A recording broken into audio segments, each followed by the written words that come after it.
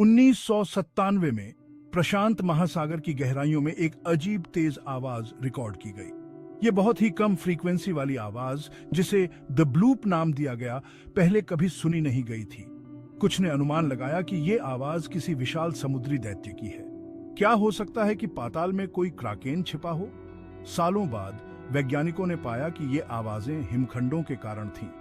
Antarctica से टूटने वाले बर्फ के ये विशाल टुकड़े शक्तिशाली ध्वनिक तरंगें उत्पन्न करते थे। पॉइंट निमो पृथ्वी पर सबसे दूरस्थ स्थान है। दक्षिण प्रशांत महासागर में स्थित यह किसी भी भूभाग से 1400 मील से अधिक दूर है। यहाँ के सबसे करीबी इंसान अक्सर अंतर्राष्ट्रीय अंतरिक्ष स्टेशन पर सवार अंतरिक्ष यात्री होते हैं, क्योंकि यह पृथ्वी की सतह पर किसी भी बिंदु की तुलना में पॉइंट निम्मो के करीब परिक्रमा करता है। इसका इतना अलग थलग होना एक विशाल महासागरीय गायर के भीतर इसकी अनूठी स्थिति के कारण है। गायर घूमते हुए समुद्री धाराओं की विशाल प्रणालियां हैं। दक्षिण प्रशांत गायर, जहां पॉइंट निमो स्थित है, विशेष रूप से बड़ा और शक्तिशाली है, जो इस क्षेत्र को समुद्र के बाकी हिस्सों से प्रभावी ढंग से अलग करता है। निमो नाम ही इसके अलगाव को दर्शाता है। लैटिन में इसका अर्थ है कोई नहीं, जो इस दुर्गम समुद्री ध्रुव के लिए एक उपयुक्त श्रद्धांजलि है। पॉइंट निमो की दूरदर्शिता ने इसे एक असामान्य उद्देश्य के लिए एक आदर्श स्थान बना दिया है, एक अंतरिक्ष यान कब्रिस्तान। जब उपग्रह अपने संचालन जीवन के अंत तक पहुंचते हैं, तो उन्हें सुरक्षित रूप से पृथ्वी पर वापस लाने की आवश्यकता होती है। आबादी वाले क्षेत्रों में नीचे उतरना एक जोखिम पैदा करता है।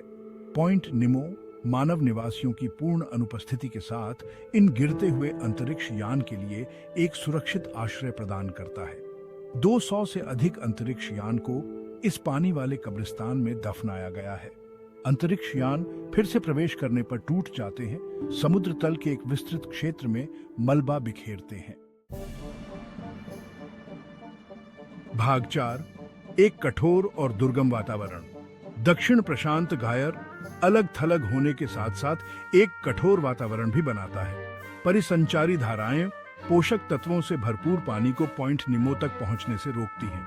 इसके परिणाम स्वरूप बहुत कम उत्पादकता होती है, जिसका अर्थ है कि समुद्र के अन्य भागों की तुलना में यहाँ समुद्री जीवन कम है। पोषक तत्वों की कमी और दूरदर्शिता पॉइंट निमो को वैज्ञानिक अनुसंधान के लिए एक चुनौतीपूर्ण स्थान बनाती है। अभियान महंगे और तार्किक रूप से कठिन है।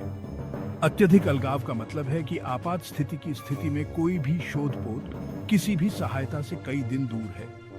इन चुनौतियों के बावजूद वैज्ञानिक पॉइंट निमो की ओर आकर्षित होते हैं।